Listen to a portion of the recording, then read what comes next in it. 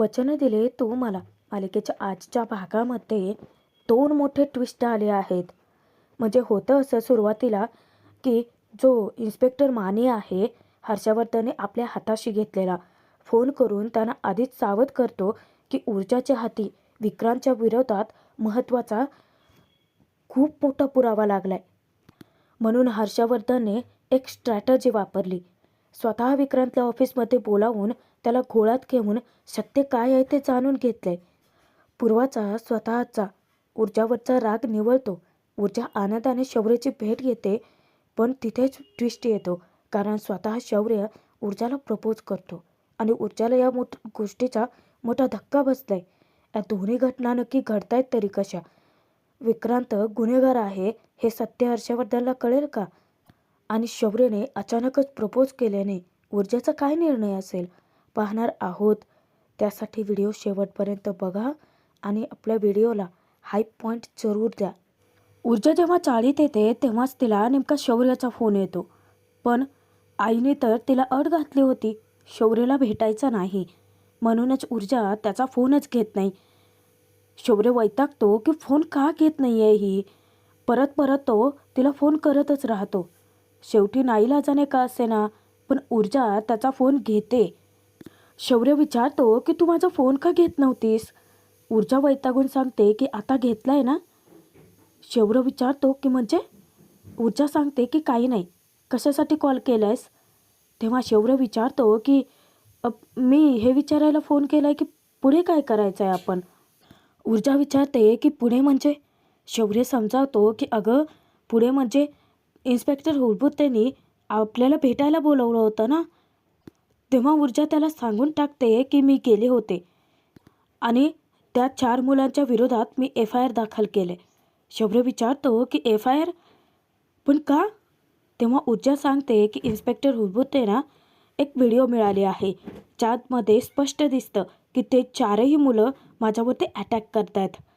तेव्हा शौर्य उलट कौतुक करतो, हे तर उलट बेस्ट झालं, पण तू मला सांगितलं नाहीस.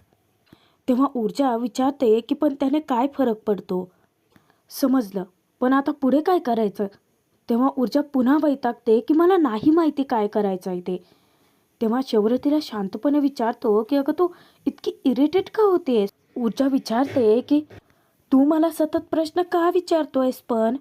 तेव्हा शौर्य म्हणतो की ओके ठीक आहे, अगं पण तुला इतकं चिडायला काय झालंय? तेव्हा ऊर्जा विचारते पुन्हा प्रश्न.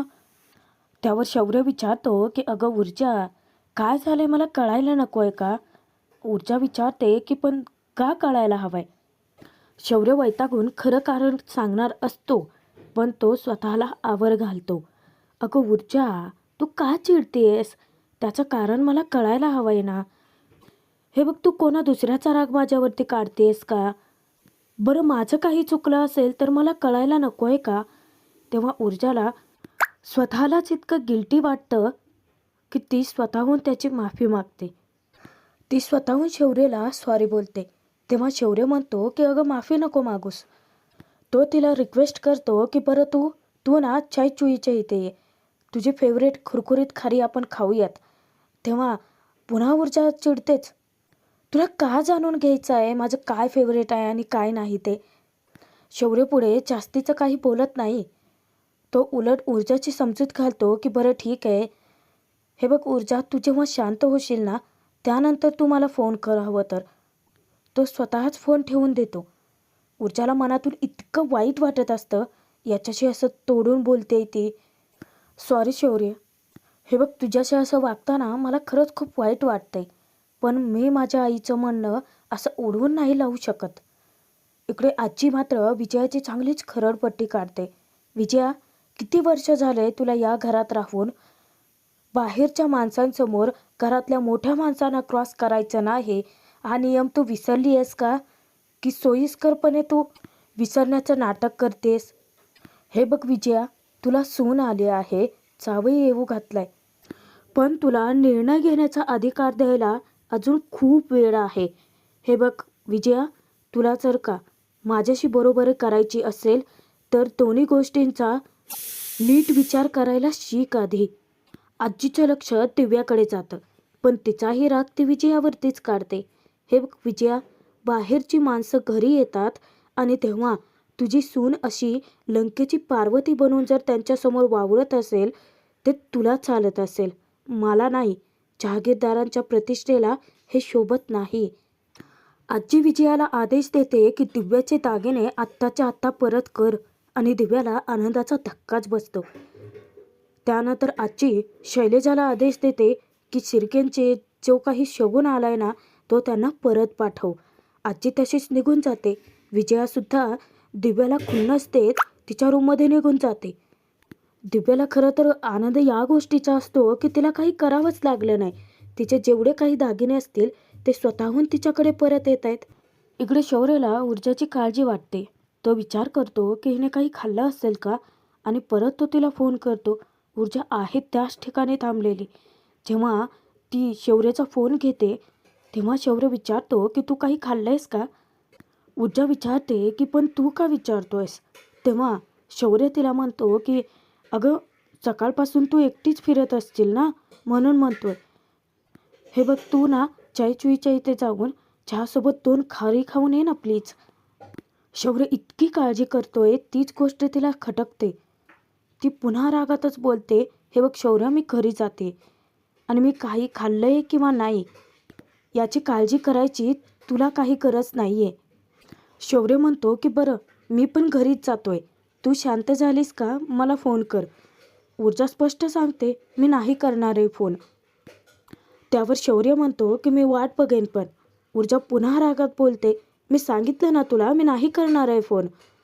आता शौर्य तिला धमकी देतो, हे बघ ऊर्जा, मी डायरेक्ट घरी येईना मग मला फोन कर, बाय.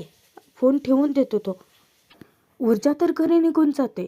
पण शौर्यला आता एक प्रश्न सतावतो, हिचं नक्की काय बिनसलंय काही कळतच नाहीये. तिकडे आता माने जो हर्षवर्धनला विकला गेलाय तो त्याला बातमी द्यायला कॉल करतो. भजन हर्षवर्धनला सावध करतो की इन्स्पेक्टर मानेचा फोन आहे. तेव्हा हर्षवर्धन फोन स्पीकरवर टाकायला सांगतो. भजनच सुरुवातीला बोलतो की बोला माने. भजन 2 धक्कादायक बातम्या देतो. तो सुरुवातीला सांगतो की सर इथे खूप मोठा प्रॉब्लेम झाला आहे. ॲडव्होकेट ऊर्जा शिंदेने त्या 4ही मुलांच्या विरोधात FIR दाखल केले. भजन विचारतो की FIR पण का? तेव्हा माने सांगतो की त्यांना खूप मोठी एक व्हिडिओ मिळाली आहे ज्याच्यामध्ये ते 4ही मुलं ऊर्जा शिंदेवरती अटॅक करतायत हे दिसतंय. हर्षवर्धन खुणावतो. तेव्हा भजन विचारतो की माने अहो साधी FIR तर केली आहे. तेव्हा माने म्हणतो की सर यापेक्षाही खूप मोठा प्रॉब्लेम झाला आहे. विक्रांतच्या विरोधात अरेस्ट वॉरंट निघू शकतं. तेव्हा हर्षवर्धन धक्क्याने फोन हातात घेतो आणि विचारतो की पण कोणत्या बेसिसवरती? तेव्हा माने सांगतो सर ऊर्जा शिंदेच्या हाती विक्रांतच्या विरोधात खूप मोठा पुरावा लागला आहे. हर्षवर्धन विचारतो की कोणता पुरावा? माने सांगतो की माहीत नाही आहे पण तो खूप स्ट्रॉंग पुरावा आहे. आता मानेने गुपचूप फोन करून हर्षवर्धनला वेळीच सावध केलेलं असतं. इकडे शौर्य आजीला फोन करतो. आजी जेव्हा फोन घेते तेव्हा शौर्य तिला रिक्वेस्ट करतो की आजी तू बाहेर कुठे जातीयस का? मी घरी येतोय, मला बोलायचं आहे तुझ्याशी. तेव्हा आजी सांगते की हो रे नर्सरीला जाते. शौर्य पुन्हा रिक्वेस्ट करतो, आजी प्लीज नको ना जाऊ, मला महत्त्वाचं बोलायचं आहे तुझ्याशी. आजी विचारते की तू ऑफिसला नाही गेलास? तेव्हा शौर्य सांगतो की नाही पण मला बोलायचं आहे, तू प्लीज कुठे नको जाऊस. आजी सांगते की ठीक आहे मी वाट बघते, तू ये लवकर. हर्षवर्धन तिकडे मानेला झापतो की अर्धवट माहिती आहे ही. नेमका कसला पुरावा आहे? त्याच्या विरोधात साक्ष देणारा कोणी माणूस आहे की एखादा व्हिडिओ, एखादं फुटेज, नक्की काय आहे? तेव्हा माने सांगतो की सर एक व्हिडिओ आहे ज्याच्यामध्ये विक्रांत दिसतोय. हर्षवर्धन विचारतो की दिसतोय म्हणजे नेमकं काय करतोय तो? तेव्हा माने सांगतो की नाही माहिती सर. हे बघा सरांनी तो पुरावा नक्की कधी मिळवला ते सुद्धा मला माहीत नाही आहे. पण जशी मला न्यूज मिळाली तसं मी तुम्हाला फोन करून सांगतोय. हर्षवर्धन म्हणतो की पण तो पुरावा मला हवा आहे. माने सांगतो की मिळू शकत नाही सर. कारण तो पुरावा आता फॉरेन्सिक टेस्टिंगसाठी गेला आहे आणि एकदा का रिपोर्ट आले की विक्रांतच्या विरोधात अटक वॉरंट निघू शकतं. इतक्या सगळ्या गोष्टी घडत गेल्या आणि हर्षवर्धनला काहीच मागमूस नाही आहे. त्याला स्वतःचीच चीड येते. रागात तो फोन ठेवून देतो. पण इकडे माने बातमीदार आहे ना, तो बरोबर हुलबुट्टेच्या चाळ्यात अडकतो. जेव्हा तो मागे वळून पाहतो, समोर हुलबुट्टेला पाहून त्याला धक्काच बसतो. आता हुलबुट्टे जो आहे तो दाढी वगैरे करून आलेला असतो, कारण आता खऱ्या अर्थाने तो ड्युटीला लागलाय. हुलबुट्टे मानेला आता जाब विचारतो, कुणाशी बोलत होतास रे? तेव्हा माने इतका घाबरून जातो. तो खोटं बोलतो की नाही सर, बायकोशीच बोलत होतो. तेव्हा हुलबुट्टे विचारतो की तुझ्यावरती ना मला आधीपासूनच डाऊट होता रे. फॉरेन्सिक रिपोर्ट, अटक वॉरंट निघणार आहे. काय बायकोला सांगत होता? कुणाशी बोलत होता सांग गुपचूप. माने आता बोलायला जातो की साहेब फोन चेक करा हवं तर. हुलबुट्टे त्याच्या हातातून फोन हिसकावूनच घेतो. आता मानेची चांगलीच घाबरगुंडी उडालेली असते. पण अचानकच हुलबुट्टेला साहेबांचा फोन येतो आणि त्याला तो घेणं भाग पडतं. म्हणूनच तो मानेचा फोन त्याच्या हाती परत सोपवतो, पण त्याला पुन्हा एकदा ताकीद देतो की माने, वेडेवाकडे काही केलं ना तर गाठ माझ्याशी लक्षात ठेवायचं. तो फोनवरती निघून जातो. आता कुठे हा मानेश सुटकेचा श्वास सोडतो. थोडक्यात बचावलाय. शौर्य आजीची भेट घेतो, पण खूप वेळ झाला तिच्याशी तो काही बोलतच नाही. आजी विचारते की अरे काय झाले नक्की? आता तर साखरपुडासुद्धा थांबलाय की. मग तेव्हा शौर्य आजीचं कौतुक करतो की हो खरं आजी, साखरपुडा थांबवलास, खरंच बेस्ट केलंस तू. मला तर विचारांनी रात्रभर झोप लागलीच नाही की साखरपुडा कसा थांबवता येईल. आणि ते शिर्के, ते तर अचानक शगुनच घेऊन आले ग. तेव्हा मी इतका शॉक झालो होतो ना. पण तू सगळं वेळेवरती हँडल केलंस. तू बेस्ट आजी आहेस. पण मला एक वेगळंच टेन्शन आले. आजी त्याच्याकडे पाहून हसते आणि विचारते की ऊर्जा? तेव्हा पुन्हा हा शॉक होतो. तुला सगळंच कसं कळतं ग? आजी शौर्याकडे चौकशी करते की पुरे त्या पुराव्याचं काय झालं. तेव्हा शौर्य म्हणतो की अगं हो आजी, तो पुरावा ना फॉरेन्सिक टेस्टिंगसाठी पाठवण्यात आला आहे. आजी म्हणते की बरोबर, आता त्याचे रिपोर्ट्स येतीलच. तेव्हा शौर्य आजीला एक धक्कादायक बातमी सांगतो की अगं आजी, तुला सांगायचंच राहिलं. आम्ही जेव्हा तो पुरावा मिळवायला गेलो होतो ना, तेव्हा नेमकं भजन आला होता तिथे. पण नशीब त्या कर्नल पाटेकरांनी वेळेवरती कॅमेराच तेथून हलवला होता, नाहीतर आम्ही दोघेही जाम अडकलो असतो. पण शौर्याला कळत नाही की भजन तिथे कसा काय पोहोचला. आजी सांगते की टीप दिली असेल कोणीतरी. तेव्हा शौर्य म्हणतो की कोणी? आजी सांगते की तुम्हाला ते आता शोधून काढावं लागेल. पण शौर्य, आता तुम्हाला खूप अलर्ट राहावं लागेल, कारण तुम्हाला एखादा महत्त्वाचा पुरावा मिळाला आहे. तो फॉरेन्सिक टेस्टिंगसाठी गेला आहे. या गोष्टी बाहेर पडता कामा नये. हर्षवर्धन किंवा दिग्विजय या दोघांनाही त्या गोष्टी कळता कामा नये. नाहीतर केस पूर्वी आणि केस सुरू झाल्यानंतर साक्षीदार ऐनवेळी बदलले जाऊ शकतात. शौर्य विचार करतो की आता ऊर्जाला सावध राहावं लागेल. हे सांगावं तर लागेलच, पण तो वैतागतो. अरे यार, फोन तरी उचलायला हवाय ना तिने. आजी समजावते की हे बघ, तू ना स्वतःहून जा घरी तिच्या आणि सांग तिला. हे रुसवे फुगवे वेळेवरती घालवावं रे शौर्य. तेव्हा शौर्य म्हणतो की थँक्यू आजी, मी लगेच जातो. ऊर्जा घरी येते तेव्हा पूर्वा तिला पाहून विचारते की हे काय, तू कोर्टातून आली पण, तेही इतक्या लवकर? ऊर्जा सांगते की मी कोर्टात गेलेच नव्हते, मी तर पोलीस स्टेशनला गेले होते. तेव्हा पूर्वा विचारते की काय, पोलीस स्टेशनला? आणि इतक्या लगेच परत पण आली? एकटीच गेली होतीस?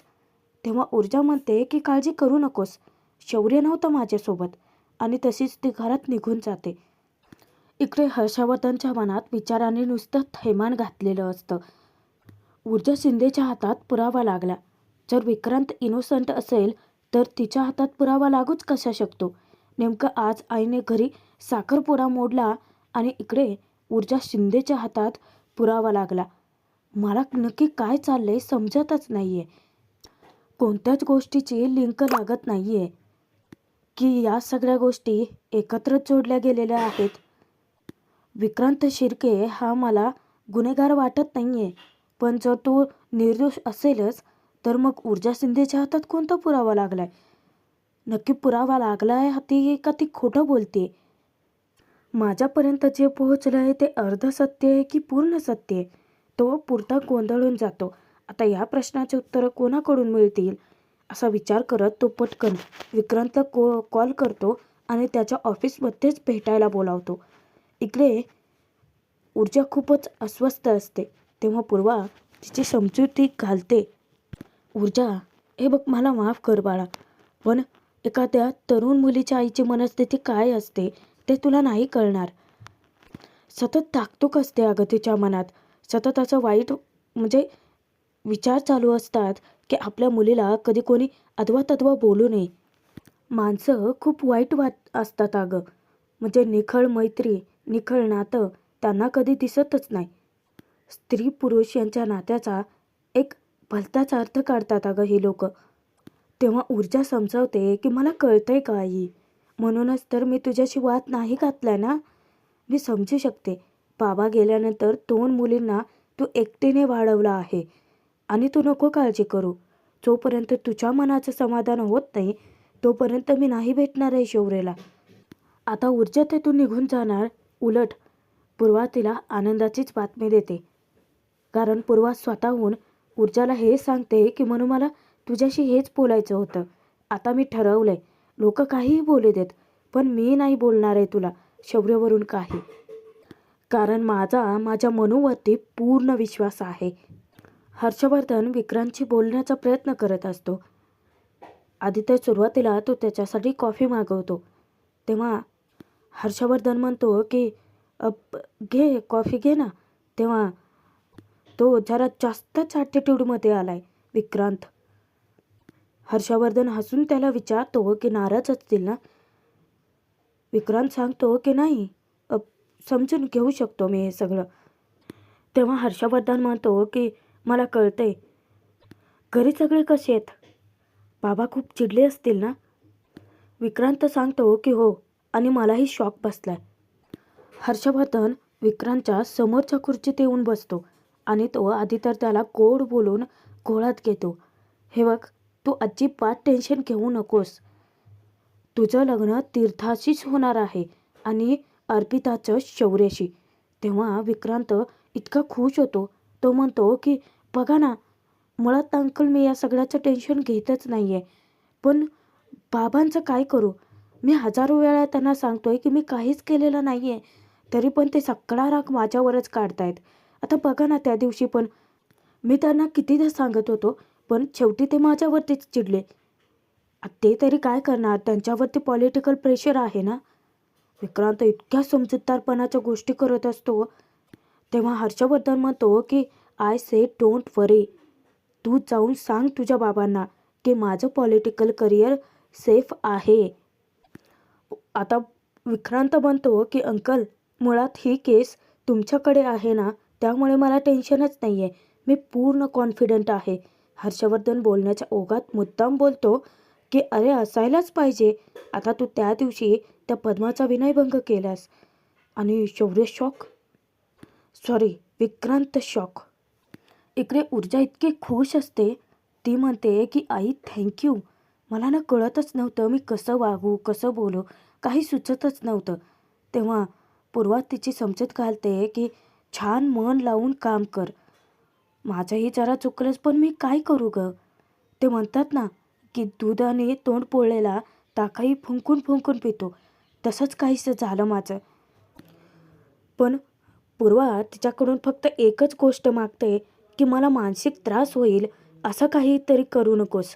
तेव्हा ऊर्जा शब्द देते की आई, तुला त्रास होईल अशी कोणतीच कुठलीही कधीही गोष्ट करणार नाही आहे मी. तेव्हा पूर्वा म्हणते की माझा तुझ्यावरती पूर्ण विश्वास आहे म्हणू. पूर्वा विचारते की चल, तू थकून आली आहेस ना, मी तुझ्यासाठी गरमागरम चहा बनवते. पूर्वाला सांगते ऊर्जा, आई तू निवांत बस, आज चहा मी बनवते आपल्यासाठी. आणि ती हसत किचनमध्ये जाते. कारण ऊर्जाच्या डोक्यावरचा भार पूर्वाने इतका हलका केलेला असतो. इथेच भाग संपतोय. हर्षवर्धन विक्रांतच्या तोंडून सत्य वदवण्याचा प्रयत्न करतो. अरे कितीतरी अशा मॉलेस्टिंगच्या केसेस मी सहज जिंकलोय आणि तू तर मला सगळं खरं खरं सांगितलंय. तेव्हा विक्रांत बोलतो की येस ऑफकोर्स, सगळं खरं सांगितलंय मी. हर्षवर्धन मुद्दाम विचारतो की सगळंच खरं सांगितलेस? आता मात्र त्याला धक्का बसल्यासारखा चेहरा होतो. ऊर्जा आणि शौर्य दोघेही त्या चायचुईच्या तिथे भेटतात.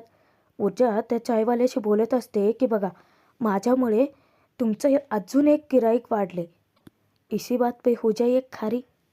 तेव्हा शौर्य अचानकच ऊर्जाला आय लव्ह यू बोलतो. ऊर्जाचं लक्ष नसतं, पुन्हा तो आय लव्ह यू बोलतो. ऊर्जाच्या हातून धक्क्याने ग्लास खाली पडतो आणि ऊर्जा खूप चिडली आहे शौर्यवरती.